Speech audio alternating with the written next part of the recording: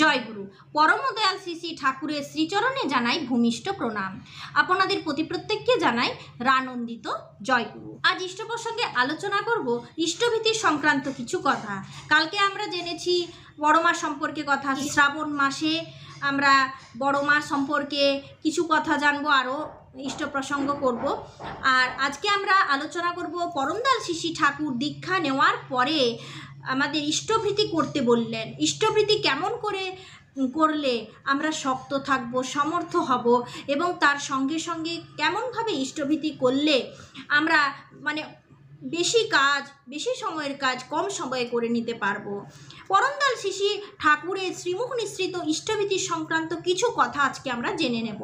কারণ এই ইষ্টভীতি সংক্রান্ত বিষয়গুলোকে বারবার বলতে হয়, কারণ বারবার না বললে আমরা এগুলো আস্তে আস্তে ভুলে যাব। এমনিতে ইষ্টভীতি করা অনেক মানুষ না বুঝেই ছেড়ে দিচ্ছে। একবার শ্রী শ্রী ঠাকুর সহাস্যে বললেন, সবই তো হলো, আমারটা কবে হবে? রামকানালির জন্য যে টাকা সংগ্রহের কথা বলেছি তাড়াতাড়ি করে ফেল। উক্ত দাদা বললেন, চেষ্টা করব। পরক্ষণে তিনি বললেন, অনেক সময় ঠিক 30 দিনের দিন ইষ্টভীতি পাঠাতে পারি না। ওই দাদা ঠাকুরকে বলছেন, ঠাকুর বলছেন নিতান্ত অশক্ত না হলে ঠিক দিনেই পাঠাতে হয়। এ ব্যাপারে নিয়মনিষ্ঠ হলে এই জিনিসটা চালায়ে যায়, তাতে দক্ষতা আসে। এটা একটা মৌলিক ধর্মানুষ্ঠানমূলক, এতে গোলমাল হওয়া ঠিক নয়। তাতে সেই গোলমাল জীবনের অন্য ক্ষেত্রেও আক্রমণ করে। এটা সেই জন্য ঠিক নিয়ম মতো করা লাগেই। ইষ্টভীতিকে বলে সামর্থ্যী যোগ, শরীর মানস একাগ্রতা, সমগ্র সত্তার মধ্যে এর ক্রিয়া হয়ে থাকে। এইটুকু করে বলে মানুষ অনেকখানি রেহাই পেয়ে যায়। কারণ এই করার ফলে তার ভিতর একটা শক্তি সঞ্চিত হয়, যা তাকে বিপদকালে রক্ষা করে। কেমনভাবে ইষ্টভীতি করলে আমরা বিপদ থেকে রক্ষা পাব?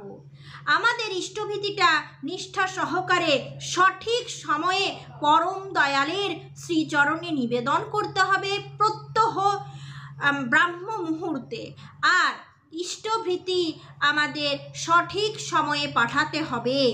ইষ্টভীতি যখন নিবেদন করব, বিনা শর্তে এবং প্রবল নিষ্ঠার সঙ্গে করতে হবে। আমি পরম দয়ালের সঙ্গে ইষ্টভীতি করি, পরম দয়ালের সঙ্গে শর্ত করছি, ইষ্টভীতি করছি, অথচ পরম দয়ালের কাছে শর্ত করছি, ঠাকুর আমার এটা হোক, আমার ওটা হোক, আমার এটা চাই, আমার ওটা চাই, আমি ইষ্টভীতি বাড়াবো, আমার ছেলের অসুখ সারবে, এই সম্পর্কে এই সব শর্ত সাপেক্ষ ইষ্টভীতি নয়। এইভাবে যদি আমরা করি তাহলে আমরা ভালো থাকবো। বিনা শর্তে নিষ্ঠার সাথে এটা আমাদের করতে হবে। জেমস এই ধরনের নিষ্ঠানন্দিত সাধনার সুফল সম্বন্ধে বলেছেন, সাধারণ দুর্বল মানুষ যখন ঝড়ের মুখে তুষের মতো উড়ে যায় এবং অনেক কিছুর ভিত্তি যখন টলতে থাকে, তখন ওই সাধনশীল মানুষ অটল স্তম্ভের মতো দাঁড়িয়ে থাকে। অর্থাৎ বাইরের ঝড়ঝাপটা তাকে কাবু করতে পারে কমই। জেমস সদভ্যাসের অনুশীলনকে ইন্স্যুরেন্সের সঙ্গে তুলনা করেছেন। ওর মধ্যে দেওয়া নেওয়ার প্রশ্ন আছে, আমি তা বলি না। আমি বলি কোনো প্রত্যাশা রেখো না, ভালোবেসে করে যাও।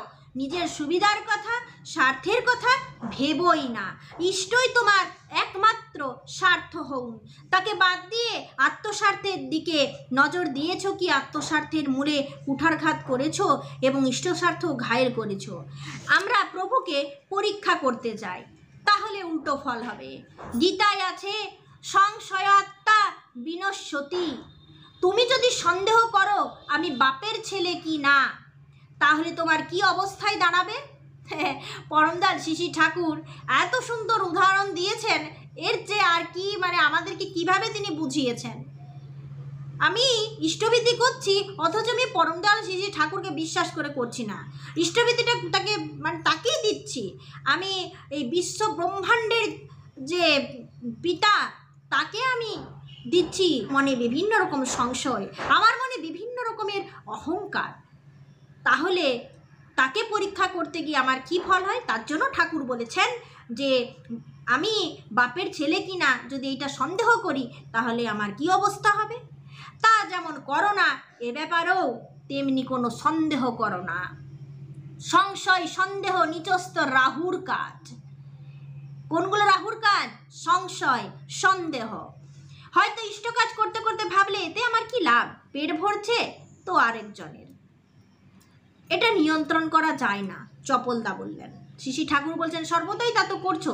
একজনকে হয়তো শালা বলতে ইচ্ছে মনে মনে হচ্ছে, কিন্তু তার ফল ভেবে কাজে, কিন্তু তার এফেক্ট ভেবে অ্যাকশনে করার অভিব্যক্তি দিচ্ছ না, অন্যভাবে কথা বলছো, ওটা উপেক্ষা করছো।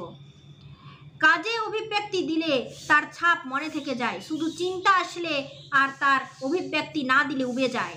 অবশ্য অভিভূত হয়ে ক্রমাগত কোনো খারাপ চিন্তা করা ভালো নয়। কাজে অভিব্যক্তি আসার সম্ভাবনা থাকে, সে অবস্থার জন্য অন্য ভালো কাজে ব্যাপৃত হয়ে মনের গতি পরিবর্তন করে দিতে হয়। তাই প্রয়োজন মতো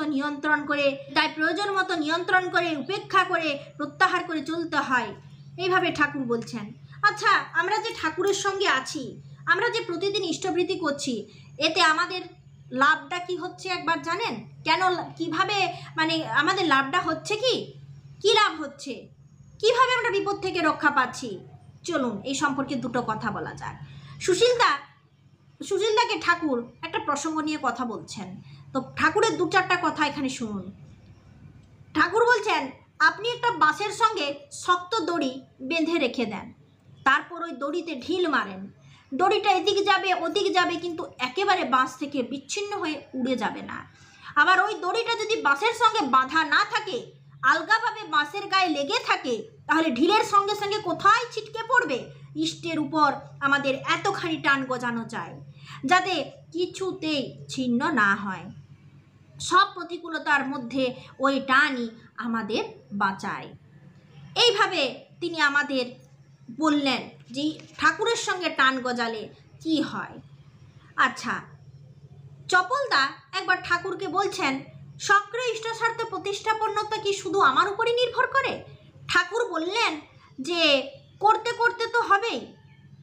আমাদের খাদ্যটা খাই, হজম করি, তা থেকে শরীর পুষ্টি সংগ্রহ করে, অপ্রয়োজনীয় যা তা মলমূত্র হয়ে বেরিয়ে যায়।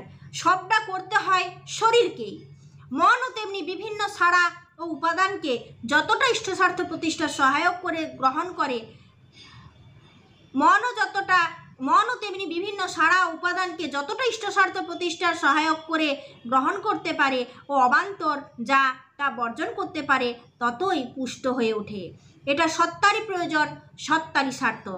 চারিদিক হতে অমর জীবন বিন্দু বিন্দু করি আহরণ, আপনার মাঝে আপনারে আমি পূর্ণ হেরিব কবে।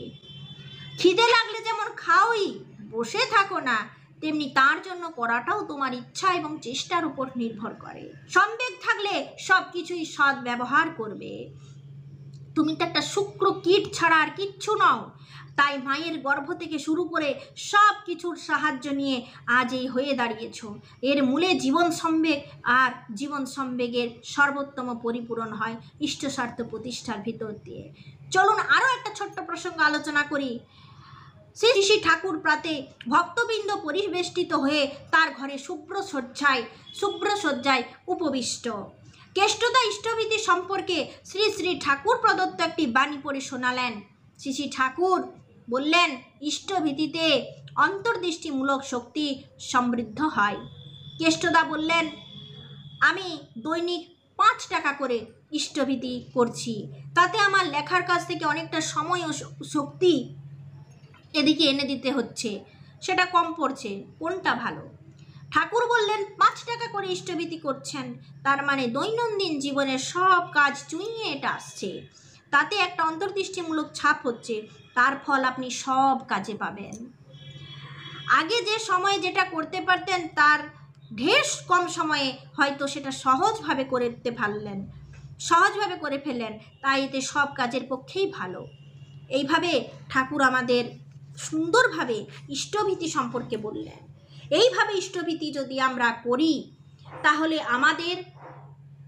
আমাদের কাজগুলো খুব তাড়াতাড়ি হবে। আমরা কোনো একটা কাজ করলাম, সেই কাজে সাফল্য পেলাম না, এতে করে আমাদের মন মেজাজ সব কিছু খারাপ হয়ে গেল, খিটখিটে হয়ে গেলাম।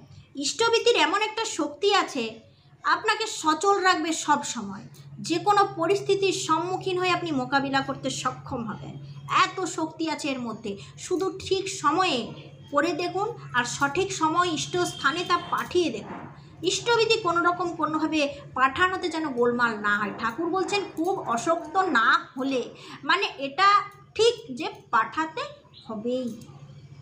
এইভাবে যদি আমরা ইষ্টবৃত্তি করি তাহলে আমরা বিপদে উদ্ধার পাবো, আমরা বেশি কাজ কম সময় করতে পারবো, আর আমরা শরীরকে সুস্থ রেখে সচল হয়ে যে কোনো অবস্থার সাথে সম্মুখীন হয়ে তার মোকাবিলা করতে পারবো।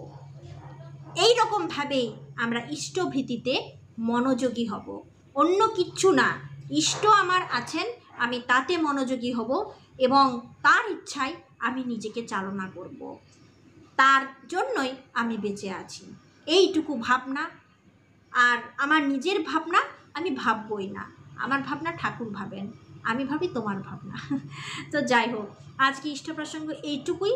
ইষ্টবিধি সংক্রান্ত বিভিন্ন প্রশ্ন উত্তর নিয়ে আসছি আরও অন্য প্রসঙ্গে। আর শ্রাবণ মাস চলছে, তো মাতৃ সম্মেলন হচ্ছে তো আপনাদের বাড়িতে বাড়িতে, কেমনভাবে পালন করছেন? সামনেই আসছে বড় মায়ের জন্মদিন, সেই দিন কি কি করবেন এই নিয়েও আমি বেশ কয়েকটা আলোচনা আপনাদের সাথে শেয়ার করব। আজ এইটুকুই। জয় গুরু।